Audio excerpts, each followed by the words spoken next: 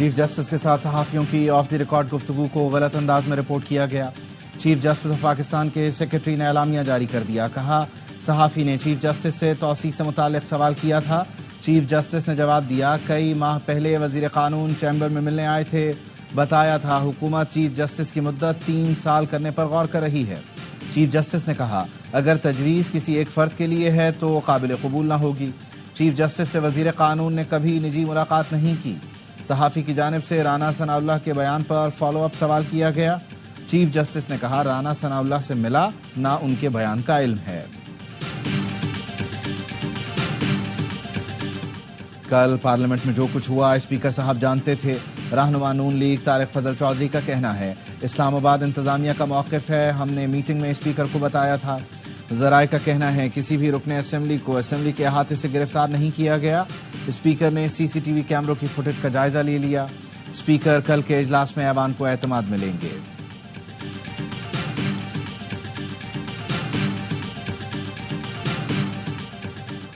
اور گورنر سندھ کا اسلام آباد میں ایم کیو ایم ارکان قومی اسمبلی اور سینیٹرز کے اعزاز میں عشائیہ۔ شرکاء کا موجودہ ملکی صورتحال میں وزیر اعظم شہباز شریف پر بھرپور اعتماد کا اظہار۔ ذرائع کا کہنا ہے پارلیمان میں آنے والی ترامیم یا قانون سازی کا آئین و قانون کے مطابق حمایت کا اعادہ کیا گیا۔ موجودہ صورتحال میں پارلیمان اور جمہوری نظام کی مضبوطی کے لیے کردار ادا کیا جائے گا۔ سیاسی ماحول گرم، پارلیمنٹ میں دھواں دار تقریریں، ایک دوسرے پر حملے تیز۔ سینٹ میں فیصل وابڈہ کی تقریر کے دوران ہنگامہ، پی ٹی آئی کی سینیٹر فلک ناز نے گالی دی تو فیصل وابڈہ بھڑک اٹھے۔ چیئرمین سینٹ کا ایکشن، معافی نہ مانگنے پر فلک ناز کی رکنیت 2 دن کے لیے معطل کر دی گئی۔ فیصل وابڈہ نے اپنی تقریر میں وزیر اعلیٰ کے پی کو للکارا، کہا گنڈا پور آئیں ان کی زلفوں کی لٹوں سے لٹکائیں گے، ایک بٹن دبا کر ان کو منہ دکھانے کے قابل نہیں چھوڑوں گا۔ آپ فیض حمید کی گود میں بیٹھ کر آئے، فوج سے مذاکرات کے لیے مر رہے ہیں، منتیں کر رہے ہیں۔ گنڈا پور پیٹیز کھا کر گیا، کہہ دیا جیمن لگے ہوئے تھے۔ ارشد شریف کیس میں ایک ایسا اتفاق تھا کہ بانی سمیت تحریک انصاف میں سب کو پتا تھا کہ کیا ہونے والا ہے۔ آپ نے اپنی سیاست کے لیے ایک بہادر اور بے گناہ شخص کو شہید کروا دیا۔ قومی اسمبلی میں خواجہ آصف اور علی محمد خان آمنے سامنے۔ علی محمد خان نے شعلہ انگیز تقریر میں کہا گزشتہ رات جو ہوا وہ جمہوریت کا 9 مئی تھا۔ آمریت میں بھی کبھی پارلیمنٹ کا تقدس ایسے پامال نہیں ہوا۔ یہ جمہوریت، پاکستان اور آئین پر حملہ ہے۔ جس نے یہ حکم دیا ان پر آرٹیکل 6 لگنا چاہیے۔ خواجہ آصف کی تقریر کے دوران علی محمد نے مداخلت کی تو وزیر دفاع نے کہا چیخنے سے کام نہیں چلے گا، یہ لوگ رنگ بازیاں کرتے ہیں۔ علی محمد اس کابینہ کا حصہ تھے جس نے مجھ پر آرٹیکل 6 لگایا۔ کے پی کا وزیر اعلیٰ فیڈریشن کو للکارتا ہے۔ 15 دن میں بانی کو رہا کرانے کا کہا ہے، 13 دن رہ گئے۔ لشکر لے کر آئیں، ہم اٹک پل پر انتظار کریں گے۔ یہ کہتے ہیں خان نہیں تو پاکستان نہیں۔ پرسوں جلسے میں پاکستان کا وجود چیلنج کیا گیا، خواتین کی بے حرمتی کی گئی۔ شاندانہ گلزار بیچ میں بولی تو کہا میں آپ کے منہ نہیں لگنا چاہتا، پھر آپ کہیں گی میں خاتون ہوں۔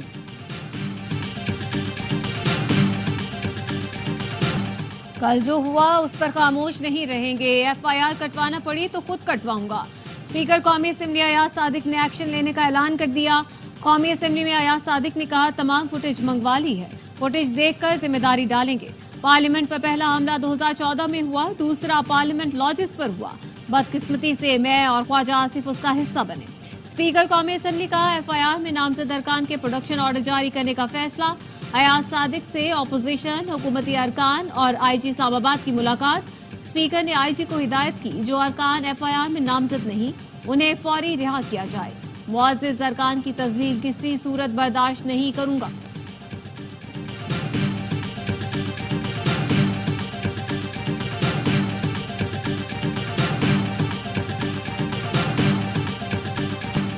Chairman P T I barrister Gohar رہا، مقدمے سے ڈسچارج۔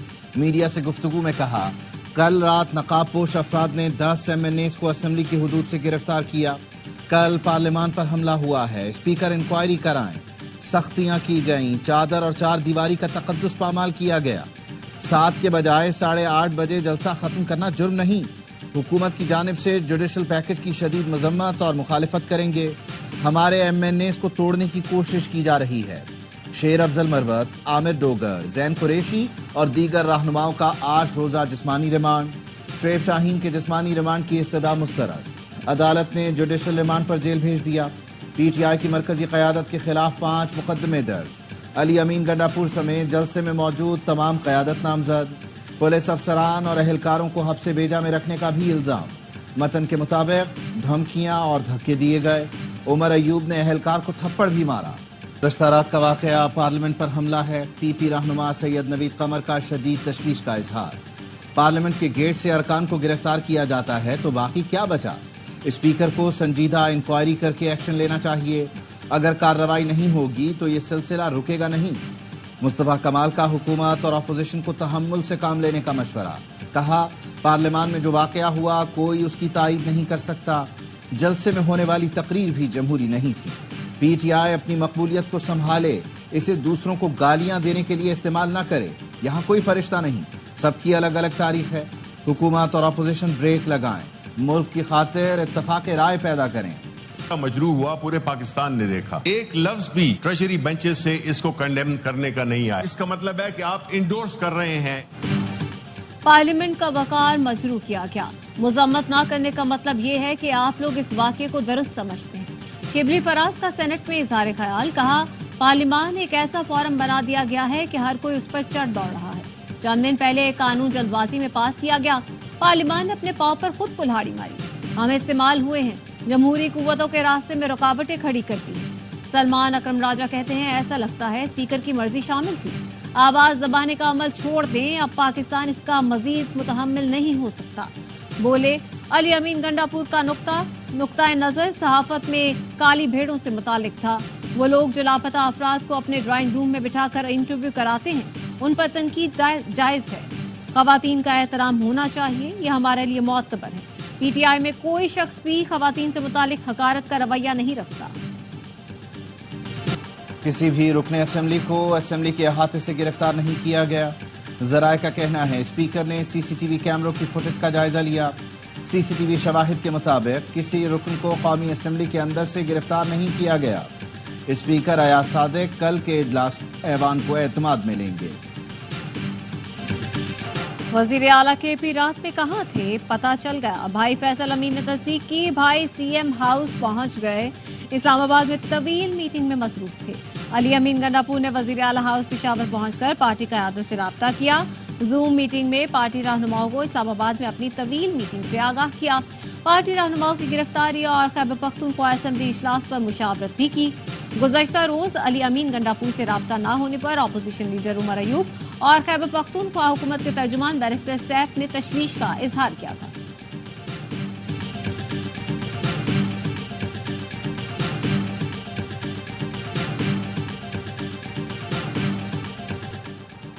علی امین گنڈاپور خود بتائیں گے کہ کتنی بڑی میٹنگ تھی۔ علی امین کو اگلی بار جیم، گرم پیٹیز اور کریم بھی ملے گی۔ پٹھان غیور قوم ہے، علی امین گنڈاپور انہیں بدنام نہ کریں۔ سینیٹر فیصل وابڈا کی پروگرام آف دی ریکارڈ میں گفتگو، کہا 2022 کی پی ٹی آئی اسمبلیوں کی فوٹیج دیکھ لیں کس طرح دھاوا بولا گیا، کل جو پارلیمنٹ میں ہوا اس کی حکومت ذمہ داری لے گی۔ علی امین گنڈاپور کی خواتین اور صحافیوں سے متعلق نازیبا الفاظ کے خلاف قرارداد سندھ اسمبلی میں پیش، پی پی رکن سعدیہ جاوید نے قرارداد پیش کی جس میں کہا گیا ہے کہ الیکشن کمیشن اور متعلقہ ادارے وزیر اعلیٰ کے پی کے بیان کا نوٹس لیں، علی امین گنڈاپور کے خلاف کارروائی کی جائے۔ سعدیہ جاوید کی قرارداد پر پی ٹی آئی ارکان کا ایوان میں شور شرابہ۔ Attention of Ministry for Industries and Production to a matter of urgent public importance regarding the closure of utility stores and packed PWD leading to unemployment of nearly 25,000 persons, causing grave concern amongst the public. Asifa Bhutto Zardari کا utility stores اور P W D کی بندش سے متعلق توجہ دلا notice, کہا stores کی بندش سے 25,000 ملازمین بے روزگار ہوں گے۔ رانا تنویر حسین نے کہا پی ڈبلیو ڈی کو بند کرنے کی ٹھوس وجوہات تھی، ملازمین کا تحفظ کیا جائے گا، چھوٹے ملازمین کو دیگر محکموں میں ایڈجسٹ کیا جائے گا۔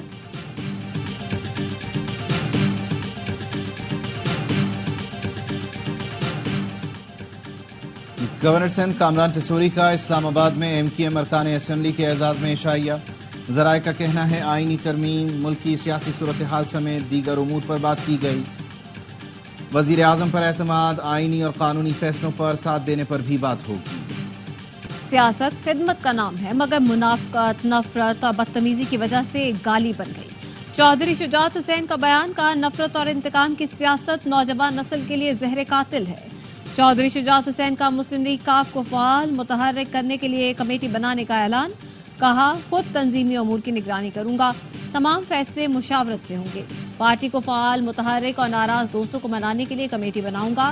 چودھری شجاعت نے ڈاکٹر امجد کی پارٹی خدمات کو سراہا، مسلم لیگ ہاؤس فعال کرنے پر مبارکباد دی۔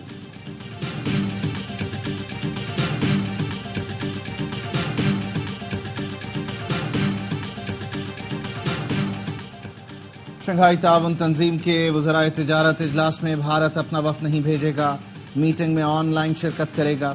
اجلاس 12 ستمبر کو اسلام آباد میں ہوگا۔ بھارت کی جانب سے پاکستانی دریاؤں پر متنازع آبی منصوبوں کی تعمیر کا کیس آج عالمی عدالت انصاف میں سنا جائے گا۔ سیکریٹری آبی وسائل سید علی مرتضیٰ کی سربراہی میں پاکستانی وفد دی ہیگ میں موجود۔ پاکستان اور بھارت کے درمیان نیوٹرل ماہرین کی سطح پر مذاکرات کل تک جاری رہیں گے۔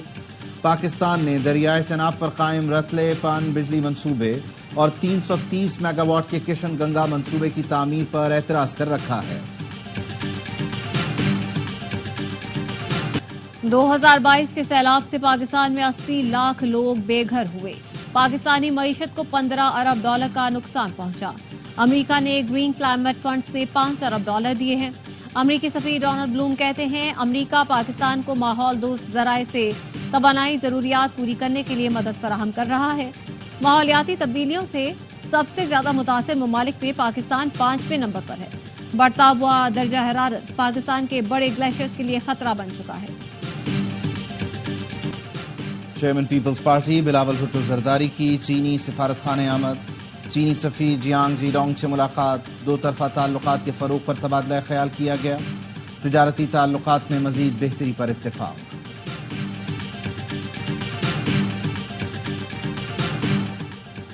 اعلیٰ سطح چینی تجارتی وفد بیٹی گروپ کا SIFC کا دورہ، عہدیداروں نے وفد کا پرتپاک استقبال کیا۔ وفد کو زراعت اور لائف سٹاک سمیت ترجیحی شعبوں میں ممکنہ سرمایہ کاری کے مواقع سے آگاہ کیا گیا۔ سرمایہ کاری کے ماحول کی بہتری، پالیسی سطح کے اقدامات سے آگاہی دی گئی۔ وفد نے اہم شعبوں میں سرمایہ کاری اور چینی صنعتوں کی پاکستان منتقلی میں گہری دلچسپی کا اظہار کیا۔ وفد زیجیانگ آئرن برادرز کمپنی لمیٹڈ کی زیر قیادت 4 نمایاں کاروباری اداروں پر مشتمل ہے۔ وزیر داخلہ محسن نقوی سے صدر ANP ایمل ولی خان کی ملاقات، خیبر پختونخوا میں قیام امن کے اقدامات پر گفتگو۔ محسن نقوی کا کہنا تھا ANP نے دہشت گردی کا ڈٹ کر مقابلہ کیا، دہشت گردی ہر شکل میں قابل مذمت ہے، اس سے نمٹنے کے لیے سب کو ایک ہونا ہوگا، ملک کو دہشت گرد گروہوں سے پاک کرنے کا وقت آ گیا۔ ایمل ولی نے انسداد دہشت گردی کے لیے حمایت کی یقین دہانی کرائی۔ افغان طالبان کی جانب سے پاک افغان سرحد پر بلا اشتعال جارحیت کا منہ توڑ جواب۔ 7 ستمبر کی صبح افغان طالبان نے پاکستان چیک پوسٹوں پر بلا اشتعال فائرنگ کی۔ سیکیورٹی ذرائع کے مطابق بلا اشتعال فائرنگ کا سلسلہ افغان سائٹ سے 8 اور 9 ستمبر کی شام تک جاری رہا۔ پاکستان آرمی کی جانب سے افغان سائٹ سے فائرنگ کا منہ توڑ جواب دیا گیا۔ اطلاعات کے مطابق اب تک 16 افغان طالبان ہلاک اور 27 زخمی ہو چکے ہیں۔ افغان طالبان کے 2 ٹینک بھی تباہ کر دیے گئے۔ اسلام آباد نیشنل پارک سے منال سمیت دیگر ریسٹورانٹس ہٹانے کا فیصلہ برقرار، سپریم کورٹ نے نظر ثانی درخواستیں خارج کر دیں۔ عدالت نے نیشنل پارک ایریا میں قائم ریسٹورانٹس کے حق میں دی گئی آبزرویشن واپس لے لی۔ عدالت نے فیصلے میں لکھا 3 ماہ میں رضاکارانہ طور پر ریسٹورانٹس ختم کرنے کی یقین دہانی کرائی، اس کے باوجود نظر ثانی دائر کرنا عدالت سے مذاق ہے۔ اسرائیلی فورسز کی سفاکیت، غزہ کے سیف زون پر وحشیانہ بمباری، المواسی پناہ گزین کیمپ کو خون میں نہلا دیا، ایک ہی حملے میں 40 فلسطینی شہید، 60 زخمی ہوئے۔ رضاکار خالد محمود کا کہنا ہے حملوں سے 7 میٹر گہرے 3 گڑھے بن گئے، جن کے نیچے 20 سے زیادہ خیمے دب گئے۔ وسطی غزہ میں رہائشی عمارت پر بمباری، بچے اور 2 خواتین سمیت 5 فلسطینی شہید۔ مغربی کنارے خان یونس اور رفح پر بھی حملے جاری۔ 11 ماہ میں شہید فلسطینیوں کی تعداد 41,020 ہو چکی ہے۔ ویتنام میں طاقتور ترین سمندری طوفان یاگی کی تباہ کاریاں جاری. صوبہ فوتو میں پل گرنے سے ٹرک سمیت متعدد گاڑیاں دریا میں جا گریں. متعدد افراد لاپتہ ہو گئے. تباہ کن طوفان سے ہلاکتوں کی تعداد 82 ہو گئی. خطرناک طوفان سے ہزاروں افراد بے گھر. دارالحکومت سمیت متعدد شہروں میں مواصلات کا نظام درہم برہم. اسکول اور کاروبار بند. لاکھوں افراد بجلی سے بھی محروم. شمالی علاقوں میں سیلابی صورتحال. انگلینڈ کے مستقل ٹیسٹ کپتان بین سٹوکس کی انجری سے واپسی. انگلش کرکٹ بورڈ نے پاکستان کے خلاف ریڈ بال سیریز کے لیے 17 رکنی اسکواڈ کا اعلان کر دیا. 2022 میں پاکستان آنے والے 8 کھلاڑی اسکواڈ کا حصہ. جارڈن کاکس اور برائڈن کارس پہلی بار انگلش اسکواڈ میں شامل. پاک انگلینڈ 3 میچ کی سیریز 7 اکتوبر سے شروع ہونی ہے. آسٹریلیا میں 14 سال تک کے بچے سوشل میڈیا استعمال نہیں کر سکیں گے. قانون سازی کی تیاری شروع کر دی گئی. آسٹریلوی وزیر اعظم اینتھونی البانیز کا کہنا ہے کہ بس اب بہت ہو گیا. بچوں کے نالات سے ہٹ کر فٹ بال کے میدانوں، سوئمنگ پولز اور ٹینس کورٹس پر دیکھنا چاہتا ہوں. آسٹریلوی حکام کا کہنا ہے انسٹاگرام اور ٹک ٹاک جیسے پلیٹ فارمز نوجوانوں کی جسمانی اور ذہنی صحت پر منفی اثر ڈال رہے ہیں. گورنر ہاؤس سندھ میں ایتھوپین کلچر شو. ایتھوپین سفیر اور خصوصی ایلچی نے گورنر سندھ کو ایتھوپیا کے اعلیٰ ترین ایوارڈ سے نوازا. ایتھوپین سفیر نے 2 طرفہ عوامی تعلقات قائم کرنے پر گورنر سندھ کی تعریف کی. کہا گورنر نے ایتھوپین ایئر لائن شروع کرانے میں اہم کردار ادا کیا. کاملان چوسری نے کہا پاک ایتھوپیا 2 طرفہ تعلقات انتہائی مستحکم ہو چکے ہیں.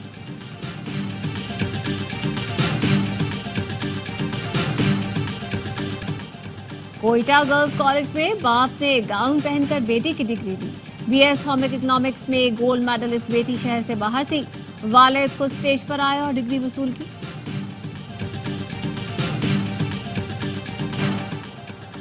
پانچ ٹیمیں 14 میچز. فیصل آباد میں آ گئی کرکٹ کی بہار. 17 دن چیمپئنز کپ کا ایکشن ہوگا لگاتار.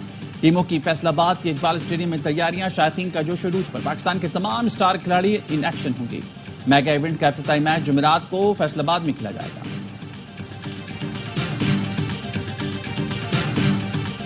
بھارتی شہر نوئیڈا کے اسٹیڈیم میں ناقص سہولیات. افغانستان اور نیوزی لینڈ کے ٹیسٹ میچ کے دور 2 دن ضائع.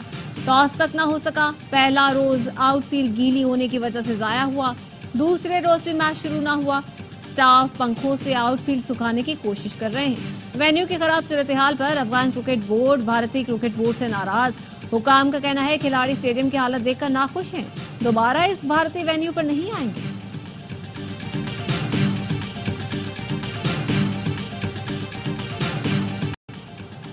پیرا اولمپکس میں برانز میڈل جیتنے والے حیدر علی وطن واپس پہنچ گئے. اسلام آباد ایئرپورٹ پر پاکستان اسپورٹس بورڈ کے حکام اور نیشنل پیرا اولمپکس کمیٹی کے ارکان نے حیدر علی کا استقبال کیا. پیرا اولمپکس گیمز میں حیدر علی نے ڈسک تھرو میں برانز میڈل جیتا. حیدر علی نے 52.54 کے تھرو کے ساتھ تمغہ اپنے نام کیا تھا.